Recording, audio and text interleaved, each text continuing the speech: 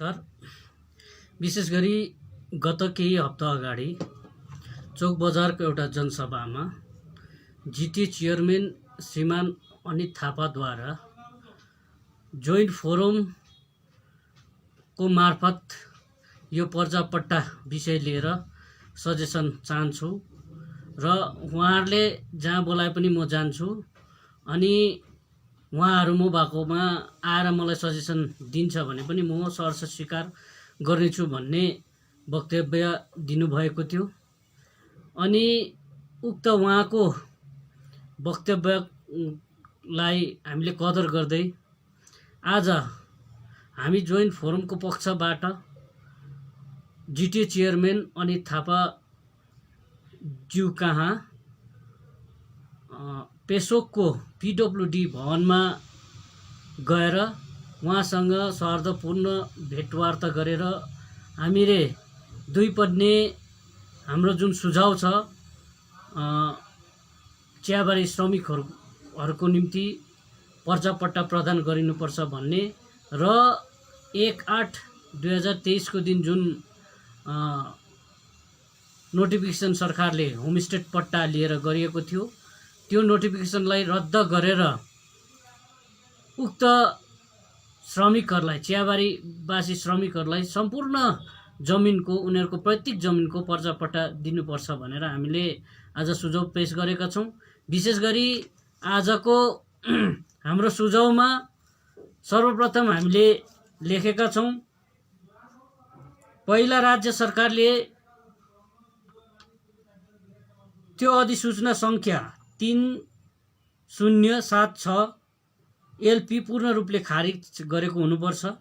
दोस्रो नम्बर, हजुरको अधिकृत जिटिए पनि एउटा क्षेत्रीय सरकार भएको नाताले साथै हजुरले नै सम्पूर्ण चिया बगानवासीको जमिन दिलाइदिने वाचा गरे बापत त्यो 5 डेसिमलको अधिसूचना जिटिए सभाले पूर्ण रूपले खारेज गरेर त्यो प्रस्तावलाई राज्य सरकार कहाँ पठाउनुपर्छ।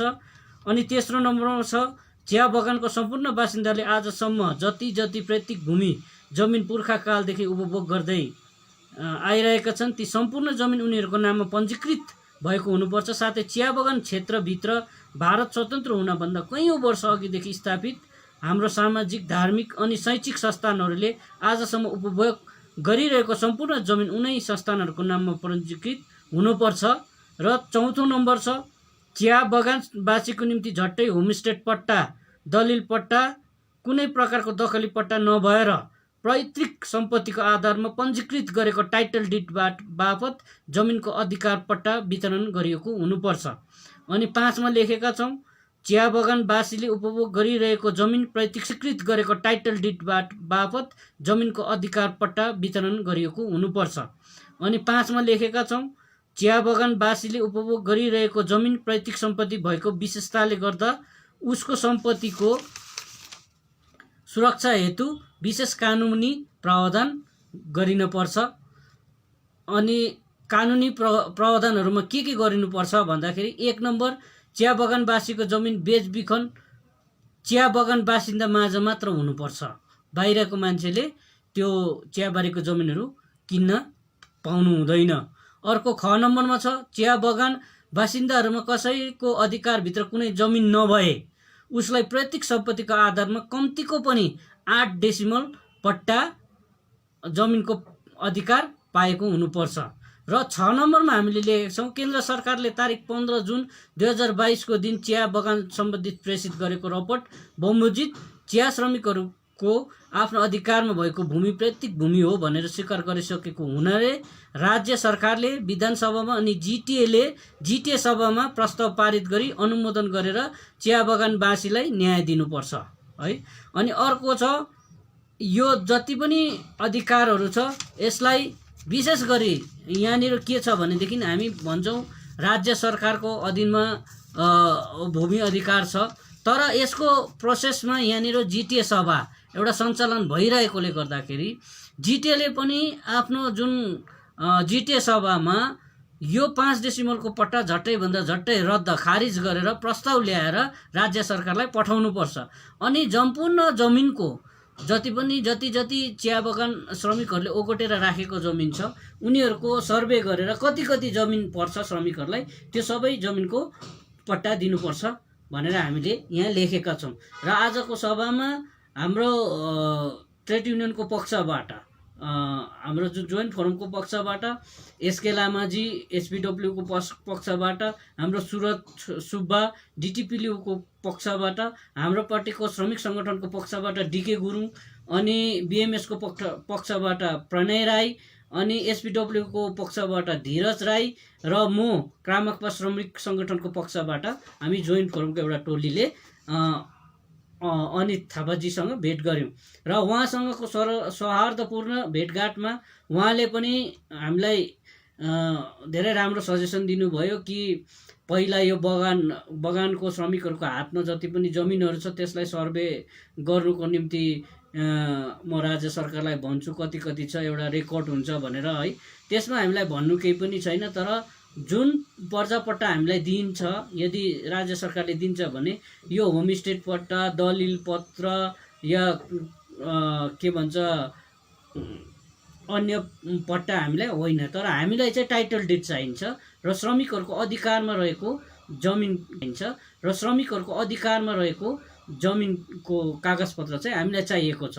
हामी भूमिहीन होइनौँ, अहिले पनि हामीले अनित थापाजीलाई भने हामी भूमिहीन पनि होइनौँ, हामी शरणार्थी पनि होइनौँ, हाम्रो आफ्नो जमिन पुर्खौँदेखि राखेर आएका छौँ र यसको सम्पूर्ण जमिनको कागजपत्र तपाईँले दिलाउनुपर्छ किनकि तपाईँले एउटा प्रोसेस गर्नुभएको छ अनि तपाईँले भन्नुभएको हो मैले यो पट्टा ल्याएँ भनेर र यो सबै जिम्मा जिटिएले लिकिन है उहाँले भन्नुहुँदै थियो एउटा कमिटी बनाएर यसको प्रोसेस गर्नुपर्छ।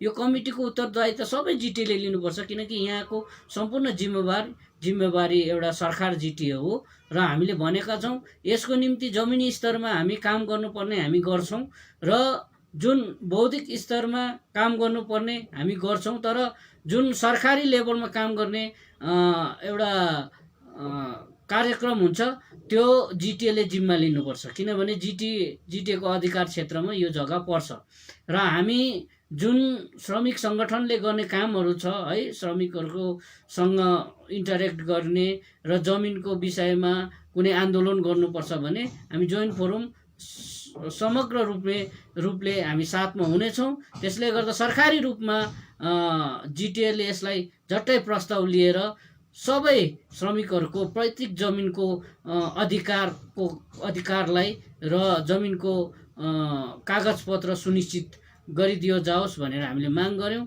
यो गम्भीरता साथ उहाँले सुन्नुभएको छ र हामीलाई लाग्छ उहाँले यो कामलाई प्रोसेसलाई अघि बढाउनु हुने नै छ र हामी चाहन्छौँ कि सरकारले पनि झट्टैभन्दा झट्टै यो हाम्रो मागलाई र जिटिएले पनि यो हाम्रो प्रस्तावलाई स्वीकार गरेर यो प्रस्तावमाथि गम्भीरता साथ विचार गरेर यसलाई अगाडि बढाइदिया जाओस् अनि सबै श्रमिकहरूको जग्गा जमिनको टाइटल डिड है कानुनन कागजपत्र सुनिश्चित गरियोस् भन्ने हामी माग गरेका छौँ। धन्यवाद।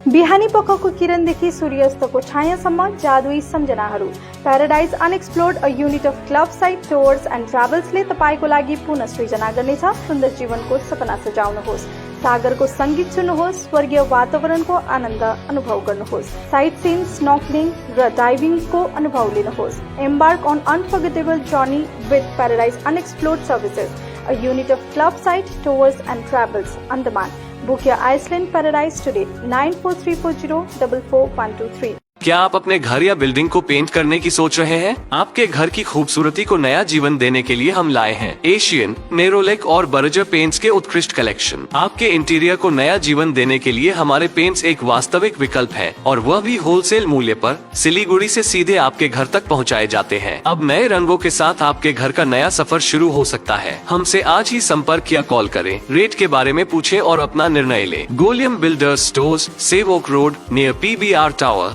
Siliguri. Call 9832035454.